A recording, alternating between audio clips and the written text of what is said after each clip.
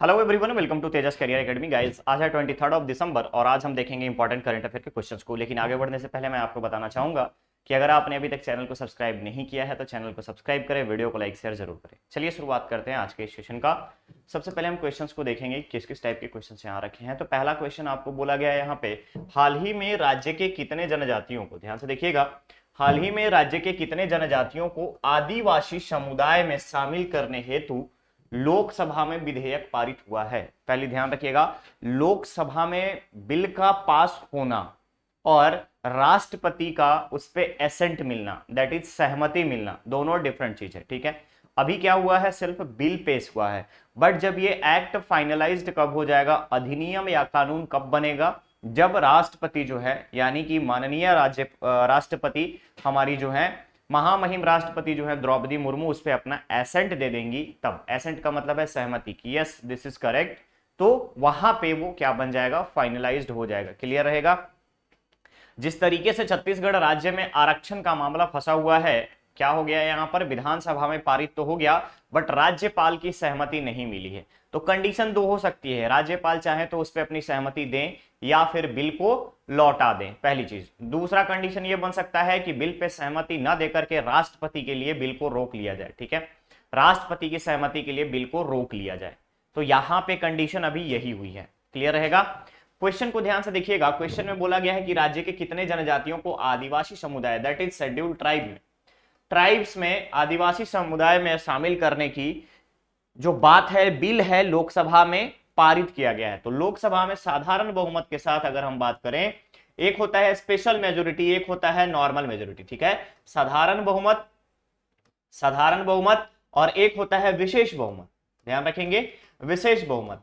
तो अब इसके लिए कंडीशन क्या होती है, विशेष बहुमत में अगर आप देखेंगे तो विशेष बहुमत के लिए कंडीशन होती है स्पेशल मेजोरिटी के लिए कि जो भी, जिस दिन भी ये बिल पास हो रहा है उस दिन जो हाउस की स्ट्रेंथ है उसका मिनिमम 2/3। ऐसा नहीं है कि टोटल अगर हम बात करें उस केस में, तो स्पेशल बहुमत पार्टिकुलर एक बिल के लिए अलग तरीके से डिफाइन किया जाएगा उस दौरान जिस बिल पे चर्चा चल रही हो। ठीक है, अब कंडीशन यहां पर आता है कि कितने जनजातियों के लिए बिल पास हुआ है। तो ध्यान रखिएगा, छत्तीसगढ़ राज्य के 12 जनजातियों को अगर हम बात करें तो आदिवासी समुदाय में शामिल करने हेतु लोकसभा में बिल पास किया गया है। इसमें कौन कौन सी जनजातियों के बारे में अगर हम बात करें तो पहले है यहां पर भुइयां, भुइयां। ठीक है, भुइयां के साथ साथ ध्यान रखेंगे, भुइयां के साथ साथ भूमियां, भुइयां ऐसे वाला सब के सब यहां पे भुइयां। ठीक है, भुइयां ये वाले भी सब शामिल होंगे एक साथ कैटेगराइज करके। इसके अलावा धनवार, धनवार, उसके बाद बिंझिया, बिंझिया, नगेशिया, ध्यान रखेंगे आप, नगेशिया। ठीक है, नगेशिया, भुइयां, सौरा, ध्यान रखेंगे, सौरा, सौरा जनराज्य। इन सभी को आदिवासी समुदाय में शामिल करने के लिए इस तरीके से कुल छत्तीसगढ़ के 12 ऐसे समुदाय हैं जिनको आदिवासी समुदाय में शामिल करने के लिए लोकसभा में बिल पास हुआ है। क्लियर रहेगा, क्लियर रहेगा यहां पे। तो करेक्ट ऑप्शन बन जाएगा आपका ए। ओके, आगे बढ़ते हैं नेक्स्ट क्वेश्चन पे। दूसरा क्वेश्चन है यहाँ पे कि हॉकी वर्ल्ड कप के आयोजन के संदर्भ में निम्नलिखित कथन पर विचार कर सही कथन का चयन करें। अब बात आती है hockey world cup. Hockey world cup कब होगा, पहली चीज कब होगा ये इंपॉर्टेंट है हमारा, कब से होगा। तो ध्यान रखिएगा 2023 का हॉकी वर्ल्ड कप होगा। कहां पे, भारत, भारत में भी कहां पे, उड़ीसा, भारत में कहां पे, उड़ीसा। और उड़ीसा में भी दो जगह, एक तो भुवनेश्वर, भुवनेश्वर और दूसरा राउरकेला। ठीक है, दूसरा जो है वो है आपका राउरकेला। ये दो जगहों पे हॉकी वर्ल्ड कप होगा। तो ये हो गई हमारी वेन्यू के बारे में इंफॉर्मेशन। नेक्स्ट जो हमारे पास आता है कि कब से कब तक होगा, कब से कब तक होगा, आयोजन स्थल कब से। तो ध्यान रखेंगे 13 जनवरी से, ध्यान रखिएगा कब से यहां पर। तो पहली चीज यहां पे याद रखेंगे 13 जनवरी से, 13 जनवरी से 2023 में 13 जनवरी से स्टार्ट होगा। अब कब तक, तो ध्यान रखेंगे कब तक चलेगा, तो 29 जनवरी तक, 29 जनवरी तक, ध्यान रखेंगे आप 29 जनवरी तक। अब इसमें विशेष क्या है, तो यहां पर ध्यान रखिएगा कि जितनी भी यहां पर राज्य हैं इन सभी राज्यों में हॉकी इंडिया के द्वारा, हॉकी इंडिया के द्वारा, इंडिया के द्वारा इस वर्ल्ड कप के ट्रॉफी को 16 राज्यों से, 16 राज्यों से पास कराया जाएगा। यानी 16 राज्यों में भ्रमण कराया जा रहा है, 16 राज्यों में, हॉकी इंडिया के द्वारा 16 राज्यों में भ्रमण कराया जा रहा है। और इसी क्रम में हमारा आता है छत्तीसगढ़ का नाम रायपुर में। तो रायपुर में ध्यान रखेंगे 24 दिसंबर को ये हॉकी वर्ल्ड कप का जो ट्रॉफी है रायपुर आएगा। और रायपुर आने के बाद एयरपोर्ट से लेकर के सरदार वल्लभ भाई ध्यान रखेंगे आप, सरदार वल्लभ भाई पटेल हॉकी स्टेडियम रायपुर तक इसका रोड शो निकाला जाएगा। क्या निकाला जाएगा? रोड शो निकाला जाएगा। क्लियर रहेगा? यहां तक रोड शो निकाला जाएगा। क्लियर है? अब हम यहां पर देखेंगे कि रोड शो के साथ साथ छत्तीसगढ़ में कब आ रहा है, 24 दिसंबर, कब से कब तक आयोजन होगा, 23 से 29, हॉकी 2023 का वर्ल्ड कप, और उड़ीसा इसका मेन स्टेट है जहां पे वेन्यू बनाए गए हैं भुवनेश्वर और राउरकेला को। क्लियर है? अब हम आते हैं क्वेश्चन पे। बोला गया है हॉकी विश्व कप 2023 का आयोजन भारत के उड़ीसा में किया जाएगा। बिल्कुल सही बात है। ट्रॉफी को हॉकी इंडिया द्वारा देश के 16 राज्यों में भ्रमण कराया जा रहा है, यह भी सही है। और तीसरा है हॉकी वर्ल्ड कप 24 दिसंबर को छत्तीसगढ़ लाया जाएगा। ठीक है? वर्ल्ड कप ट्रॉफी ध्यान रखेंगे, हॉकी वर्ल्ड कप ट्रॉफी 24 दिसंबर को रायपुर दैट इज छत्तीसगढ़ लाया जाएगा। तो यहां पर आपके तीनों के तीनों स्टेटमेंट जो हैं करेक्ट है। तो ऑप्शन बन जाएगा आपका डी, सभी। क्लियर है? क्लियर है? आगे बढ़े दूसरे क्वेश्चन पे। चलिए, नेक्स्ट क्वेश्चन है छत्तीसगढ़िया ओलंपिक के राज्य स्तरीय आयोजन के संबंध में कथनों पर विचार करें। ठीक है? राज्य स्तरीय, और यहां पर आपको सही कथन चुनना है। ठीक है? सही कथन चुनना है, आप इस चीज को ध्यान रखेंगे। तो छत्तीसगढ़िया ओलंपिक, पहली चीज छत्तीसगढ़िया ओलंपिक कितने स्तर पे? 5 स्तर पे। पहली याद होना चाहिए आपको कि 5 स्तर पे छत्तीसगढ़िया ओलंपिक। पहला युवा मैदान क्लब, इसके बाद विकास खंड के बाद फिर आपका जिला के बाद फिर आपका संभाग के बाद आपका राज्य स्तर पर। क्लियर है? अब 5 स्तर पे जब ये प्रतियोगिता हो रही है तो इस प्रतियोगिता का उद्देश्य भी कुछ होगा। तो ध्यान रखिएगा, ग्रामीण क्षेत्र में खेल से, ध्यान रखेंगे, खेल प्रतिभा को ढूंढने के लिए छत्तीसगढ़ सरकार ने छत्तीसगढ़िया ओलंपिक का ऐलान किया। ठीक है? और इसके अलावा आप याद रखेंगे कि हाल ही में खेलो इंडिया के 7 नए लघु केंद्र जो है छत्तीसगढ़ में स्थापित किए गए अलग अलग जिलों में। तो यहां पर जो चीजें हैं कि राज्य स्तर पे 5 स्तर पे हो रहा है, और 5वां में सबसे आखिरी स्तर है आपका राज्य स्तर। ठीक है? राज्य स्तर सबसे लास्ट लेवल है, स्टेट लेवल सबसे लास्ट है। और यहाँ पे ग्रामीण क्षेत्र की खेल प्रतिभाओं को राज्य स्तर तक लाना, देश के बाद फिर विदेशी पटल पे वहां पे प्रेजेंट करना। अब हम यहां पर आते हैं कि कब से शुरुआत होगी। तो ध्यान रखिएगा, 7 जनवरी से स्टार्ट होकर के 9 जनवरी तक चलेगा। 7 से 9 जनवरी तक चलेगा राज्य स्तरीय प्रतियोगिता। 14 खेल विधाओं को इसमें शामिल किया जाएगा। ध्यान रखिएगा, 14 खेल विधाओं को इसमें शामिल किया जाएगा। क्लियर है? 14 खेल विधाओं को इसमें शामिल किया जाएगा। इसके अलावा यहां पर अगर आप देखेंगे तो राज्य स्तरीय जो प्रतियोगिता हो रही है कहां पे होगी? ऑब्वियसली रायपुर में। तो रायपुर में कौन कौन सा वेन्यू क्या क्या रहेगा? तो एक रहेगा सरदार बलबीर सिंह जुनेजा स्टेडियम। इसके अलावा स्वामी विवेकानंद इंडोर स्टेडियम। ठीक है? Swami Vivekananda indoor stadium, Kota Raipur. ध्यान रखिएगा, कोटा रायपुर। इसके अलावा रविशंकर शुक्ला यूनिवर्सिटी का खेल परिसर, प्लेग्राउंड। क्लियर रहेगा? तो ये सारे वेन्यूज हैं। अब हम आते हैं अपने क्वेश्चन पे, जिसमें बोला गया है छत्तीसगढ़िया ओलंपिक 2022-23 का राज्य स्तरीय आयोजन 9 जनवरी से किया जाएगा। स्टेटमेंट हो गया गलत। 9 जनवरी से नहीं बल्कि 7 जनवरी से लेकर 9 जनवरी तक किया जाएगा। तो यहां पे 9 जनवरी से लिखा हुआ है, तो ये स्टेटमेंट आपका यहां पे गलत हो जाएगा। नेक्स्ट है 14 खेल विद्याओं की प्रतियोगिता सरदार बलबीर सिंह जुनेजा स्टेडियम रायपुर में आयोजित की जाएगी। बिल्कुल सही बात है। इसके अलावा और भी अलग अलग वेन्यू बनाए गए हैं। इस ओलंपिक का उद्देश्य राज्य में खेलों के प्रति लोगों को जागरूक करना है। ऑब्वियसली जब ग्रामीण क्षेत्र में खेल प्रतिभा को आप जब सर्च करने जा रहे हैं, इसका मतलब क्या है? इसका मतलब यही है कि गांव में जितने भी किसी भी एज ग्रुप के लोग रह रहे हैं उनके बीच में एक तरीके से खेल के प्रति बढ़ावा देने के लिए, खेल के प्रति जागरूक करने के लिए इसका उद्देश्य रखा गया है। तो अब यहां पर तीनों में अगर आप देखेंगे तो सिर्फ स्टेटमेंट 2 और 3 ही करेक्ट है। That is option B will be correct. Option B will be correct. Option B क्यों? क्योंकि यहां पे सिर्फ स्टेटमेंट 2 और स्टेटमेंट 3 ही सही है। क्लियर रहेगा? चलिए नेक्स्ट क्वेश्चन है आपका यहाँ पे, हाल ही में राज्य स्तरीय शहीद वीरनारायण सिंह स्मृति आदिवासी लोक कला महोत्सव का आयोजन राज्य के किस स्थान पर किया गया? अब बात आती है, ध्यान से देखिएगा, राज्य स्तरीय शहीद वीरनारायण सिंह स्मृति आदिवासी लोक कला महोत्सव कहां पे आयोजन हुआ? आयोजन किया गया सरगुजा जिले के अंबिकापुर, ध्यान रखिएगा, सरगुजा जिले के अंबिकापुर में। और यहां पर आपको क्या याद रखना है वेन्यू के बारे में, अंबिकापुर में कहां पे? तो राजमोहिनी महल, ठीक है, ध्यान रखिएगा, राजमोहिनी महल या भवन, ठीक है, ये चीज आप याद रखेंगे। अब इसमें पूरे संभाग में छत्तीसगढ़ के 5 संभाग के लोक कलाकार जो आदिवासी लोक कला से जुड़े हैं, 5 संभाग के सभी कलाकार जितने भी आदिवासी लोक कला से जुड़े हैं, सबको यहां पे लोक कला का मंचन के लिए यहां पे बुलाया गया था। और इन सभी में अलग अलग दुर्ग में, ध्यान रखिएगा, राज्य में दुर्ग जिले का जो लोक कला था, दुर्ग जिले का जो कलाकार थे राज्य स्तर पे अगर हम बात करें तो दुर्ग जिले के कलाकार जो है 5 संभाग में प्रथम स्थान पर आए हैं, ठीक है। ये चीज आप याद रखिएगा कि प्रथम स्थान पे कौन है? तो प्रथम स्थान पे है दुर्ग जिला, याद रखेंगे आप, प्रथम स्थान पे कौन है? तो प्रथम स्थान पर है आपका दुर्ग जिला। 5 संभाग के सभी जिलों को अगर हम एक साथ कंसीडर करें तो यहां पे आपका दुर्ग प्रथम जिला है। तो याद रखिएगा कहां पे हुआ इसका आयोजन? तो सरगुजा में। क्लियर है? Option C will be correct. Okay, आगे बढ़ते हैं नेक्स्ट क्वेश्चन पे। क्वेश्चन है, छत्तीसगढ़ राज्य के किस जिले में तीरंदाजी प्रशिक्षण के लिए एकेडमी स्थापित की जा रही है? तो अभी मैंने आपको बताया था कि छत्तीसगढ़िया ओलंपिक हो गया, खेलो इंडिया के नए केंद्र स्थापित किए गए।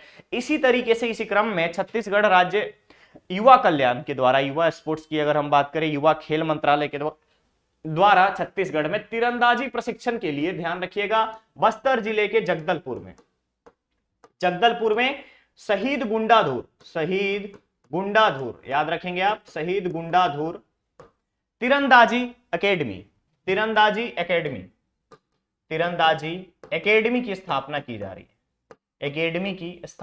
जा रही है।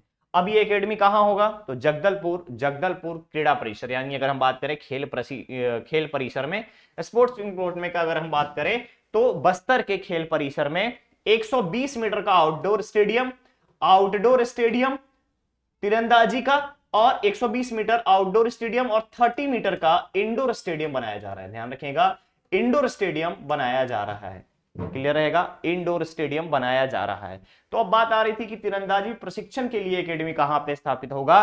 तो स्थापित होगा आपका बस्तर के जगदलपुर में। नेक्स्ट यहां पर ध्यान रखिएगा, आवासीय लोगों के साथ साथ, आवासीय यहां पे जितने भी खिलाड़ी होंगे, आवासीय खिलाड़ियों के साथ साथ गैर आवासीय खिलाड़ियों को भी यहां पे प्रशिक्षण दिया जाएगा। क्लियर है? इतनी सी चीजें आपको यहां पर याद रखनी है। ओके, चलिए नेक्स्ट क्वेश्चन पे चलते हैं। क्वेश्चन है, मिलेट्स के संदर्भ में निम्नलिखित कथन पर विचार कर सही कथन का चयन करें। तो मिलेट्स, आपको अगर पता होगा तो छत्तीसगढ़ राज्य सरकार ने हाल ही में मिलेट मिशन चलाया है। ध्यान रखेंगे आप, मिलेट मिशन चलाया है, और इस मिलेट मिशन में कोदो कुटकी रागी को समर्थन मूल्य पे बेचा जा रहा है। तो कोदो और कुटकी के लिए क्या प्राइस रखी गई है? कोदो और कुटकी के लिए प्राइस रखी गई है, ध्यान रखिएगा, कोदो कुटकी के लिए 3000 रुपए, ध्यान रखेंगे आप, 3000 रुपए, और रागी के लिए 3375 रुपए। क्लियर है? 3375 रुपीज समर्थन मूल्य रखा गया है। अब हम यहां पर देखते हैं मिलेट मिशन के लिए दूसरी चीज, संयुक्त राष्ट्र संघ दैट इज यूनाइटेड नेशन 2023 वर्ष 2023 को मिलेट वर्ष के रूप में मनाने की घोषणा की है। मिलेट वर्ष के रूप में मनाने की घोषणा की है। तीसरी बात, अगर आप देखेंगे तो जितने भी मिलेट्स हैं, मिलेट्स को प्रोटीन की मात्रा ज्यादा होने की वजह से, प्रोटीन और कैल्शियम दोनों, ध्यान रखिएगा, प्रोटीन और कैल्शियम, यहां पे मैं सीए लिख रहा हूं, पढ़ लीजिएगा इसको, प्रोटीन और कैल्शियम की मात्रा ज्यादा होने के कारण मिलेट्स को न्यूट्री सीरियल्स भी कहते हैं। क्या कहते हैं? न्यूट्री सीरियल्स, ध्यान रखेंगे, न्यूट्री सीरियल्स भी कहते हैं। ये इतनी सारी चीजें हो गई। अब इसके बाद छत्तीसगढ़ राज्य सरकार ने और क्या किया है? तो ध्यान रखिएगा, जितने भी राज्य में होटल हैं, ठीक है, पंजीकृत जितने भी होटल हैं, यहां के मेन्यू में, जो खाने का मेन्यू है, इसमें मिलेट्स के प्रोडक्ट को शामिल किया जाएगा। ध्यान रखिएगा, मिलेट्स आधारित जितने भी व्यंजन हैं उसको यहां पर शामिल किया जाएगा। क्लियर रहेगा? चलिए क्लियर रहेगा। वापस आते हैं क्वेश्चन पे, क्वेश्चन को ध्यान से देखिएगा। क्वेश्चन में है पहला स्टेटमेंट, संयुक्त राष्ट्र संघ द्वारा वर्ष 2023 को अंतरराष्ट्रीय मिलेट वर्ष 2023 घोषित किया गया है, बिल्कुल सही बात है। दूसरा है, राजधानी समेत राज्य के सभी होटलों के मेन्यू में मिलेट्स आधारित व्यंजन को शामिल किया जाएगा, बिल्कुल सही बात है। इसके अलावा पोषक तत्वों की अधिकता के कारण मिलेट्स को न्यूट्री सीरियल्स भी कहा जाता है, बिल्कुल सही बात है। अब यहां पर लास्ट है स्टेटमेंट, क्या, मिलेट फसल रागी में प्रोटीन और कैल्शियम अधिक मात्रा में पाए जाते हैं, करेक्ट है। अभी मैंने आपको क्या बोला, प्रोटीन और कैल्शियम ज्यादा होगा तभी तो न्यूट्री सीरियल्स बन रहा है। और मिलेट्स में कौन कौन से शामिल है, कोदो, कुटकी, रागी, ज्वार, बाजरा, ये सब है। तो अब यहां पर देखिए रागी के बारे में बात आ गई, तो रागी का क्या है, यहां पर प्रोटीन और कैल्शियम अधिक मात्रा में पाए जाते हैं। तो यहां पर अगर आप देखेंगे तो आपके ऑल स्टेटमेंट्स जो है करेक्ट है, that is option B will be correct. Okay, आगे बढ़े दूसरे क्वेश्चन पे, चलिए।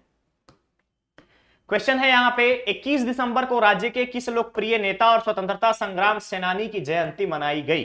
तो आपको पता है क्या, ठाकुर प्यारे लाल सिंह के बारे में, ठाकुर प्यारे लाल सिंह, ठाकुर प्यारे लाल सिंह, ठीक है, ठाकुर प्यारे लाल सिंह। कब हुआ जन्म, 21 दिसंबर 1891 को, 21 दिसंबर 1891 को इनका जन्म हुआ था। कहां हुआ था, राजनांदगांव जिले के, प्रेजेंट राजनांदगांव जिले के दहाना गांव में, ठीक है, दहाना गांव में, दहाना विलेज, ठीक है, पहली चीज।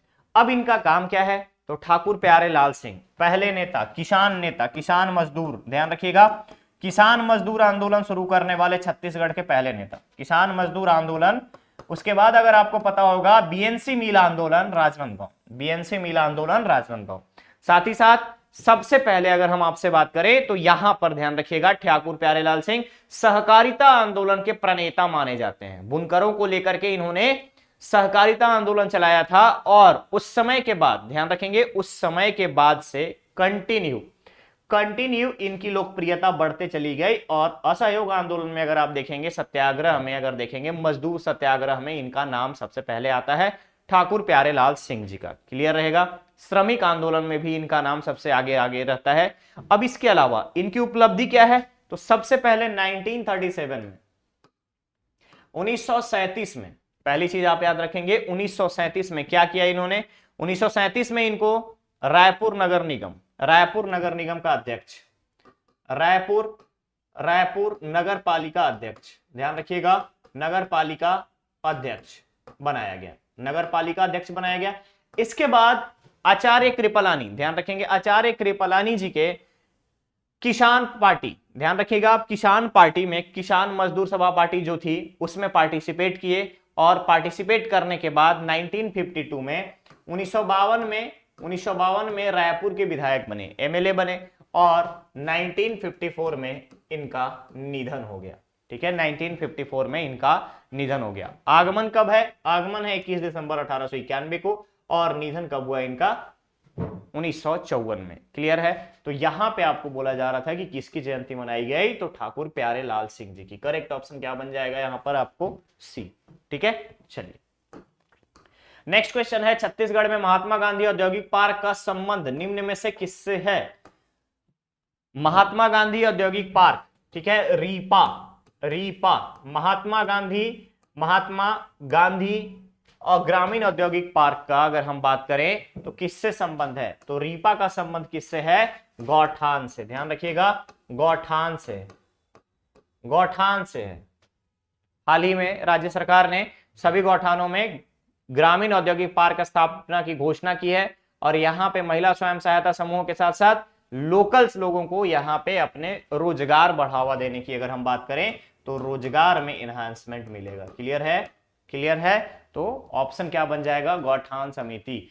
अब यहां पर सबसे इंपॉर्टेंट एक चीज बता दूं कि ये क्वेश्चन आज मैं करंट अफेयर में क्यों ले आया हूं, क्योंकि हाल ही में छत्तीसगढ़ लोक सेवा आयोग के द्वारा एआरटीओ का पेपर हुआ था, असिस्टेंट रीजनल ट्रांसपोर्ट ऑफिसर का पेपर हुआ था और एआरटीओ के पेपर में ये छत्तीसगढ़ से एक क्वेश्चन पूछा गया था कि महात्मा गांधी औद्योगिक पार्क का संबंध निम्नलिखित में से किससे है, तो करेक्ट ऑप्शन बन जाएगा यहां पर आपका डी। ओके, तो सारी चीजों को जब आप पढ़े रहेंगे तब आपको यहां पे बिल्कुल आइडिया रहेगा कि किन चीजों को कैसे करेक्ट करना है। नेक्स्ट क्वेश्चन है, राज्य के किस जिले में काली मिर्च की खेती शुरू की गई है? काली मिर्च की खेती, काली मिर्च की खेती के लिए वन विभाग, ध्यान रखेंगे, वन विभाग ने 1,70,000 पौधे को वितरण किया था। 1,70,000 पौधों को किसानों को वितरित किया था और 1 साल का प्रोजेक्ट रखा गया था। 1 ईयर की प्रोजेक्ट रखी गई थी। 1 ईयर के प्रोजेक्ट में अगर हम बात करें तो 1 ईयर के प्रोजेक्ट में लगभग 30 लाख रुपए खर्च किए गए कि राज्य की जो जलवायु है, क्या काली मिर्च मसालों की खेती के अनुरूप हो सकती है या नहीं। काली मिर्च आपके आते हैं मसालों में, तो मसालों के अनुरूप हमारे यहां सिचुएशन है कि नहीं, क्लाइमेटिक कंडीशन है कि नहीं, इसके लिए वन विभाग के द्वारा यह प्रोजेक्ट चलाया गया था और इसकी शुरुआत की गई कोंडा गांव से। ध्यान रखिएगा, कोंडा गांव से। और अभी कंडीशन यह है कि वहां पे देखा यह गया है कि जितने भी पौधे हैं वो फलने लगे हैं, यानी कि खेती स्टार्ट हो गई है, क्लाइमेटिक कंडीशंस को एडॉप्ट कर लिया है पौधों ने। ठीक है, अब खेती शुरू की गई है तो कोंडा गांव, option A will be correct. ठीक है, चलिए नेक्स्ट क्वेश्चन है, वनमितान हरित योद्धा का संबंध निम्नलिखित में से किससे है? वनमितान हरित योद्धा का संबंध धमतरी जिले से है। ध्यान रखिएगा, धमतरी जिले से है, क्योंकि वन विभाग ने धमतरी जिले में वन विभाग के द्वारा वनमितान हरित योद्धा, बच्चों के स्कूली बच्चे जितने भी हैं उसमें से वन विभाग के द्वारा वनमितान हरित योद्धा का चयन किया गया है। और वनमितान हरित योद्धा में इन बच्चों का काम क्या रहेगा? वन्य प्राणियों के संरक्षण और संवर्धन के बारे में ध्यान रखने का, और इस संरक्षण और संवर्धन के साथ साथ जितने भी वनौषधि पौधे हैं, वनौषधि की अगर हम बात करें, वनौषधि, ध्यान रखिएगा, वनौषधि के बारे में जानकारी रखना, वन्य प्राणियों के रहवास के बारे में आइडेंटिफाई करना, रहवास को चिन्हित करना, पहचान करना कि उनका, वनौषधियों को पहचान करना पहली चीज। दूसरा चीज कि वन्य प्राणियों का रहवास कहां पे है, इन सब चीजों के प्रति जागरूक रहें ताकि आने वाले भविष्य में वन्य जीवों को और वनौषधियों का संरक्षण और संवर्धन हो सके। क्लियर रहेगा? तो करेक्ट ऑप्शन बन जाएगा यहां पे आपका बी, दैट इज धमतरी। तो गाइस ये था आज का सेशन। अब बारी आपके स्टूडेंट धर्मा की, जहां पे आंसर आपको कमेंट बॉक्स में कमेंट करके देना है। ठीक है, चलिए आज का क्वेश्चन है, ईज ऑफ लिविंग में राज्य का कौन सा स्थान लोगों की पहली पसंद बनी है? ईज ऑफ लिविंग में राज्य का कौन सा स्थान लोगों की पहली पसंद बनी है? इसका आंसर आपको कमेंट बॉक्स में कमेंट करके देना है। क्लियर रहेगा? कमेंट बॉक्स में कमेंट करके देना है। मिलेंगे बहुत ही जल्द हम लोग नेक्स्ट और नए सेशन के साथ। बने रहिए चैनल पर, चैनल को सब्सक्राइब करें, वीडियो को लाइक शेयर जरूर करें। Thank you so much.